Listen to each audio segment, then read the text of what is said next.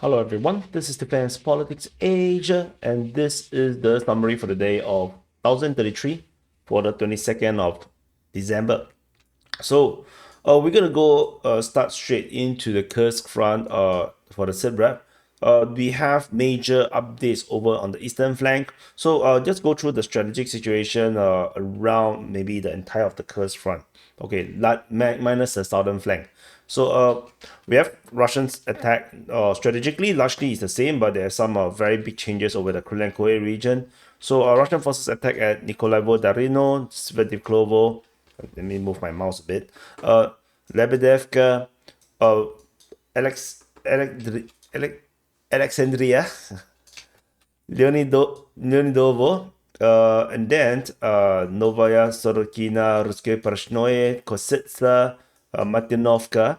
And I need to zoom in, also Malaya Loknia, and I need to zoom in this area here around Kulenkoye. This is a major development region. So over at Kruhlyakivka, as I mentioned, the collapse of Kruhlyakivka has been a big problem for the Ukrainians. Fighting is reported in Malaya Loknia. There is geolocation of Russian forces advancing towards Nikolaevka, as well as the latest geolocation shows that the Russians have advanced greatly along the northern flank of Leonidovo, moving in the direction of Viktorovka. So Nikolaevka and Viktorovka are both getting threatened at the same time, and while there's still fighting being reported at Malaya Loknia. So which means that there is some kind of a pincer, maybe some kind of pincer that is currently happening around this sector, and we might actually see that potentially that the regions in the north here might have some problems. We have previous fighting reported at Pograbki, then now we have Novaya Sorokina. So definitely Ukrainians are present around this northern sector. So they are now under threat of a Russian southern flanking movement towards Malaya Loknia. So which means that they might have to redraw if they are unable to hold the attack. And tentatively, the fall of Kruhlyakivka is a massive, big problem for the Ukrainians. So this is definitely the biggest thing that happened. The situation here is terrible. We move on over in the southern flank. The Russian forces entered Krylovka. I believe I've mentioned in the previous tip wrap, and there's fighting reported at Chekhovskaya Konopelka. So this continues to be the case. No fighting reported at Milovoy. So that's the only main difference compared to the previous days. We move into the Kharkiv front. At the Kharkiv front, over at the Malaya Kozacha Lopan sector and the Lipsy sector, Russian forces fight at Kozacha Lopan, Koptevka, and Vysoka, Yaruha, as well as Klipoke. So the Russians seems to be very active in this sector at the Kozacha Lopan sector. However, there is not much, things really happening in the sense that frontline changes. We can't really see much things over here. Over on the other side at the Voschansk region, fighting is reported at Voschansk as usual. However, there's fighting reported at Borovaka as well as Starisya. So these the three regions the Russians seems to be pushing, and in totality, over the past 24 hours, this seems to be a lot of fighting in this area here. It seems like there is a ramp up of the operations in the Kharkiv region. If you look at this, it looks like a big there's expansion, and shelling was also reported at Boskova. So not we shall see it. We shall see how this continue to play out. Whether this is a start of some major operation for the Russian side. We move on into the Voreshna sector. There is geolocations of Russian forces advancing in the south of Voreshna. Fighting is reported in Voreshna itself. There's no other news per se in this area here. So moving on to the to the Kupiansk front. At the Kupiansk front, we have fighting reported only at Kosherivka and Petropavlivka. This area here was originally so exciting with this pin, this needle going into Kupiansk, but now it's like all gone. It's like becoming maybe the Russians learned their lessons. Like it's a really stupid idea to go into Kupiansk. Like yeah, which I thought so. Far away, there's also fighting reported at Stepova Novoselivka. which is interesting. But I don't expect much from this area here. It is still a great place to keep the Ukrainians very stretched. So I don't believe the Russians will want to close down this entire area. Over in the Pischane front, we have fighting reported over at Kruhlyakivka, Zarizove, Bohuslavka, as well as Nova Kruhlyakivka. And so this seems to be a major concentration of advancement. We shall see how this continue to play out. The name for the Nova Kruhlyakivka is interesting. The Ukrainian Defense Ministry called it Nova Kristinivka, which doesn't exist when I search on the map. So I most likely this is going to be the place, Nova Kruhlyakivka. But yeah, the inconsistency of the names are just very disturbing. Like how do you live like this? So over at Borova, fighting is reported as Zeleny High, Nadia, Novosahiyevka, Novoyehorivka, as well as Druzhelyubivka. So strategically, nothing particularly new happened per se. This Zeleny High is reported by the Ukrainian Defense Ministry, despite the Russians have claimed that they have captured it. So yeah, so let's continue to wait. For those that are not aware, I did mention that with the Russian announcement of the capture of Lozova and Zeleny High, the front line may actually look more like this, but we just don't have the intel in terms of the map updates from the various sources to really, update our map. So we just take note that there's a chance that this is actually not really the case. So we move further south. So in the Svetove front, just now as mentioned, there was Druzhelyubivka. There's also fighting reported at Kharkivka and Makievka. This you can see that this is a consistent front line. So they are heading for the tri-border of Kharkiv, Luhansk, and Donetsk. So that's what it is. Ukrainians are doing pretty well here. So yeah, maybe I will do a battlefield analysis of this region, and then we shall see why things are so difficult. Over in the Liman front, we have fighting reported at Ivanivka, Terny, Yampolivka, Torske, as well as Dibrova. Small little change at Terny, but I think I already mentioned in previous SITREP, so that's all. Over the SIVERSK front, the region here flared up again, and this time around we have a lot of fighting being reported. We have Bilohorivka, Kruhlyakivka, Serbianka, Verkhomokenyamske, Ivano-Darivka, Vimka, SIVERSK, Fedorivka, and Vasilkivka, which is in the northern end of the Bakhmut front. This looked really suspicious. Right? Why is there so much fighting being reported all in the SIVERSK front? However, from previous experiences, we should have realized that a lot of times Russia do this kind of thing and it only lasts at most 3 days or even 1 week. That's it, and then the whole operation just ends. So, but it is a signal that there is something brewing. There's too much fighting for this front line. So let's wait. And on top of all these attacks along the entire front, there is also shelling reported at Zakitne by the Russian Defense Ministry. So let's wait and see whether this will develop into something more. But this is a very old front line by now. So let's see. Over at the Bakhmut front, there is shelling reported very far over at below Kuzminivka. But yeah, too far away to be meaningful. There's shelling also reported at Podilske, also for the first time, also very not meaningful. Fighting is reported at Chesivya and Stupovsky. So that's all. It feels a bit like the Russian Defense Ministry are filling up their reports to make it sound stinky. But yeah, but it's still stinky. So anyway, over in the Thorex front, we have fighting reported over at Druzhba, Dashne, and Thorex.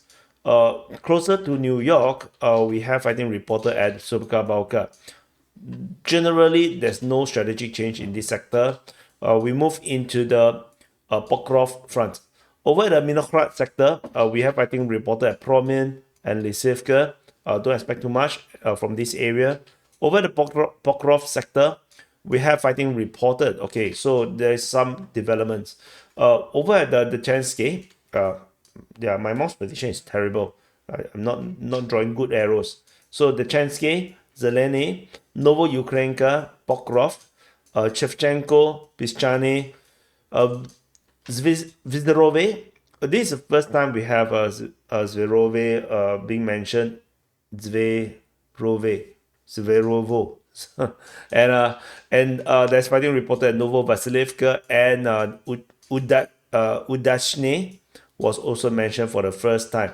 So there is some interesting development, particularly in this sector, and this one particularly is very interesting. While the Ukrainians getting a, oops, I forgot to mute my WhatsApp. While the Ukrainians are very occupied in this Pokrov southern flank, the Russians are pushing in this direction. And it dawns on me that the highway is really close at Dashny. There is a railway station over there as well. And the fact that there is either shelling or attack towards Dashny, does seems to be very yeah, it does pique my interest. So the fighting at Novovasilivka, the next run will be just down up this road, and then you reach Udashny. The distance from Udashny from Novovasilivka is merely 3.81 kilometers, so it's very close, super close. And yeah, there is so many places that the Russians could control the highway, so that's something to take note. Sorry for my handphone, it's super noisy. Don't know who is messaging me. So anyway, over in the Pushkine sector, there is fighting reported at Yelizavetivka, Novoelenivka, Ukrainka, and Yesinove. So this Yasinove was mentioned for the first time as well by the Ukrainian Defense Ministry. So something is definitely developing around here. The Russians seems to be moving along this gully or river system. So let's see how these continue to play out. Yeah, and it's also interesting to note that they are so close to the border towards Dnipro. It's unimaginable the Russians ever reached this place. Like, given the speed of the fighting, for the first 2 years. Yeah, so nostalgia.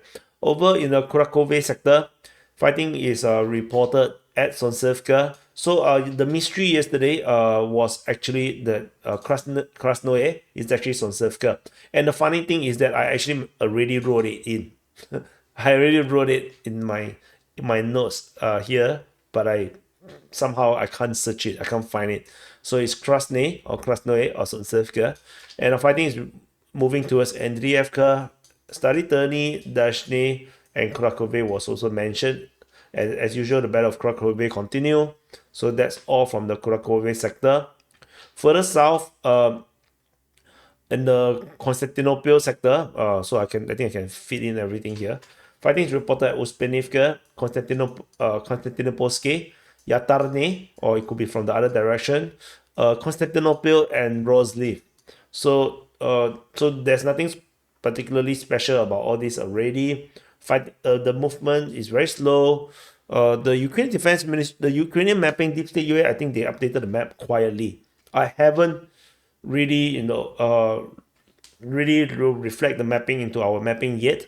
I'll probably do it later tonight. So now it's like, yeah, already nighttime. So it's like later in the middle of the night. So I will see, how things have changed on the Ukrainian mapping. We move on.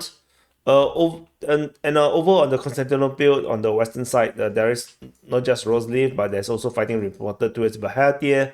And we move into the Velika Novosilka sector where Rozdone exists. So over in the northern side of the Velika Novosilka sector, fighting is reported Rozdone. Skutny is mentioned. I put it as a fighting, but maybe it's like this. Maybe. And Velika Novosilka is under attack as well. And we move further south at the Velika Novosilka sector.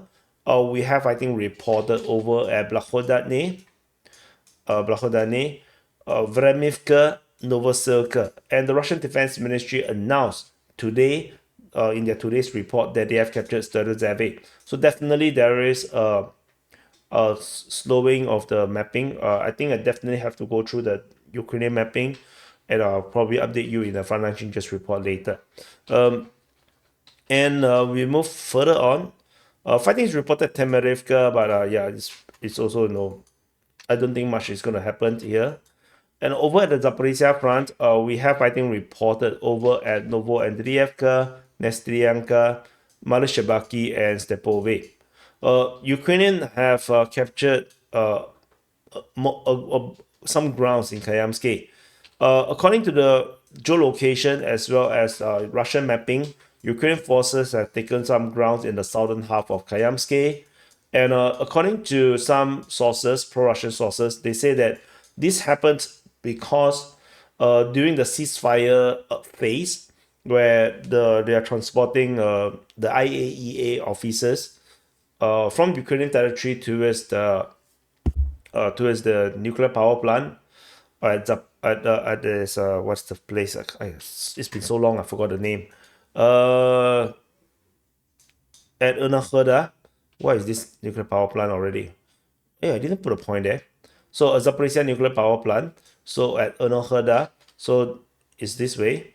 So there is a ceasefire thing going on every time they do this rotation. And during the ceasefire, the Ukrainians apparently moved up their positions. That's what the pro-Russian sources claim. I mean, it is possible. So anyway, and then as a result, they got shot by the Russians, and yeah, that is what it is. Over the Kherson front, there is fighting reported in the Dnipro direction. Otherwise, there is shelling reported at Sadove and Antonivka. And nothing's particularly special about this as well. So that's it. So this is the SITREP for the day of 1033 for the 22nd of December. So press the like button, subscribe, and I'll see you guys in the next update.